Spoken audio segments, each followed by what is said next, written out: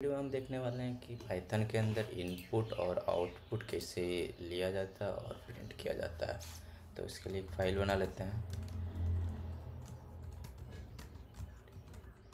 सो Python के अंदर input कई तरह से ले सकते हैं, जैसे कि जब प्रोग्राम रन हो रहा है तो टर्मिनल के थ्रू ले सकते हैं, या फिर कोई फाइल में पहले से भरा हुआ है तो फाइल से रीड कर सकते हैं, या फिर कहीं और सोर्सेज से आ रहा है जैसे कि डेटाबेस वगैरह से आ रहा है। तो अभी हम जस्ट देखेंगे कि जस्ट रन करते समय टर्मिनल से कैसे लेना है। तो उसके लिए हमारे पास बिल्ट इन मेथड है इनपुट। सो इनपुट मेथड एक है, और इसके अंदर अगर कुछ मैसेज देना चाहते हैं तो दे सकते हैं। ये तो इनपुट हो गया भाई, इनपुट ले लेंगे जो टर्मिनल पे डालेंगे, पर इसे स्टोर भी करना होगा तो उसके लिए वेरिएबल यूज करना होगा। उससे लिख सकते हैं यहाँ इनपुट वेल इक्वल्स टू। सो यहाँ से क्या करेगा, ये इनपुट टर्मिनल से लेगा, ये मेथड है एक, और इसको डाल देगा इनपुट वेल के वेरिएबल में।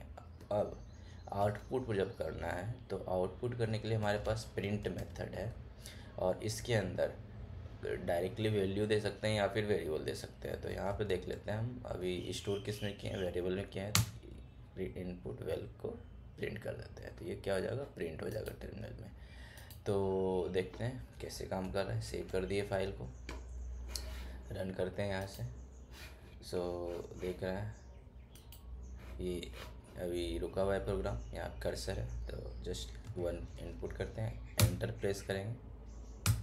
यहाँ पे देख सकते हैं कि 1 आउटपुट आ गया। तो अब हमें अगर कुछ मैसेज प्रिंट करना है इनपुट लेते समय तो लिख सकते हैं इंटर वैल्यू।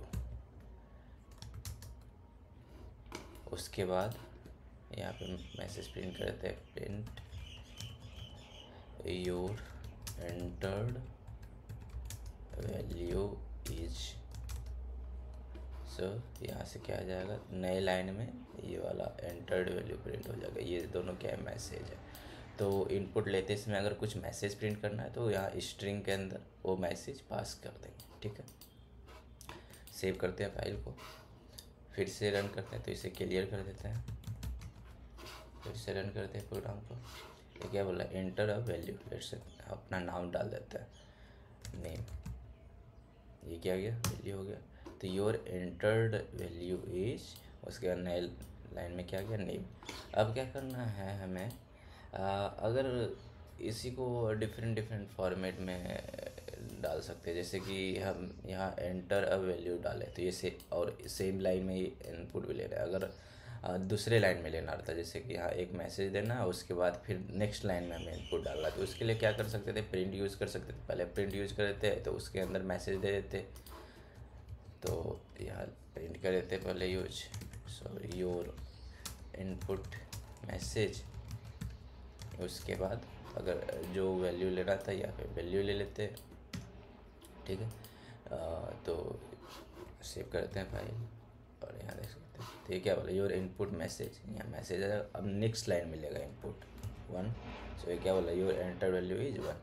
अब ऐसा कुछ केस आ गया कि भाई दोनों को जो वैल्यू है और मैसेज को एक ही लाइन में प्रिंट करना है, तो उसके लिए क्या कर सकते हैं, अगर मल्टीपल थिंग्स, अगर कई सारे चीज़ें स्पेस सेपरेटेड में प्रिंट करना है तो उसके लिए स्पेस सेपरेट, यहाँ पे कॉमा सेपरेटेड वैल्यू दे देंगे। जैसे कि एक ये आउटपुट वैल्यू, एक ये हो गया स्ट्रिंग, दूसरा यहाँ पे कुछ और दे देते हैं आउटपुट 2, तीसरा इनपुट वैल्यू एक वेरिएबल दे देते हैं, या मल्टीपल थिंग्स भी दे सकते हैं। अब इसको सेव कर देते हैं, तो यहाँ देख सकते हैं your input message, let's say 1 to 12 दिए, तो ये क्या हो गया, your entered value is output 2 and 12। Output your entered message ये हो गया आउटपुट, उसके बाद स्पेस आया, उसके बाद आउटपुट 2 आया, उसके बाद फिर स्पेस आया, उसके बाद फिर इनपुट वैल्यू जो था वेरिएबल के अंदर, उसके अंदर जो भी इनपुट था तो वो प्रिंट हुआ। तो कहने का मतलब ये है कि अगर मल्टीपल थिंग्स प्रिंट करना है तो उसको जस्ट स्पेस सेपरेटेड में डाल सकते हैं, सॉरी कॉमा सेपरेटेड वैल्यू यहाँ पे डाल सकते हैं। ठीक है, वो अपने आप स्पेस सेपरेटेड में प्रिंट कर देगा।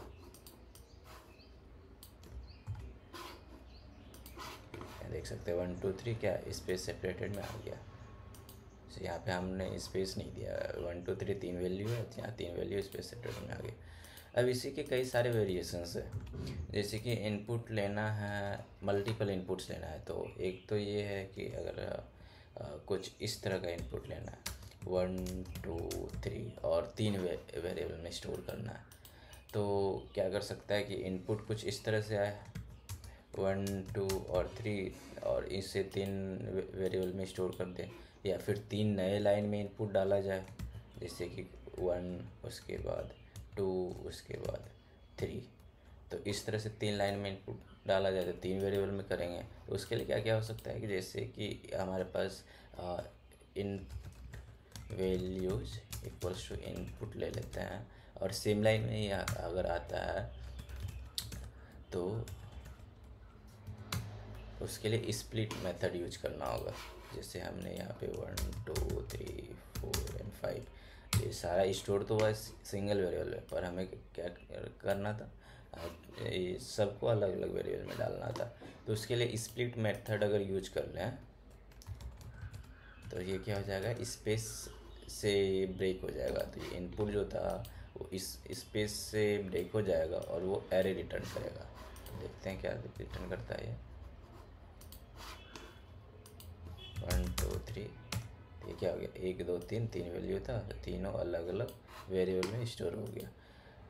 अब अगर तीन अलग अलग लाइन में इनपुट लेते इस तरह का, तो फिर वो तो तीन इजी था। जैसे पहले